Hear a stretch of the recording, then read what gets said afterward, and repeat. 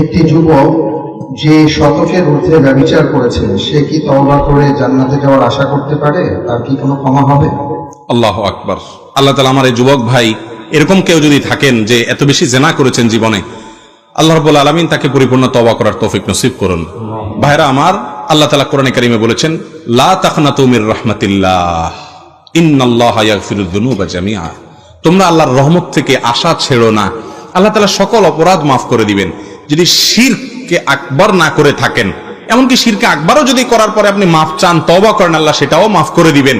অন্যের হক যদি মেরে থাকেন তাহলে সেক্ষেত্রে তারটা ফেরত দিতে হবে, তারপর আল্লাহর কাছে মাফ চাইলে সেটাও আল্লাহ তাআলা মাফ করে দিবেন। এই জন্য যদি কোনো যুবক জীবনে অনেকবার জিনা করেছেন এমন হয়, আশা ছাড়বেন না যে আপনাকে আল্লাহ তাআলা মাফ করবেন না।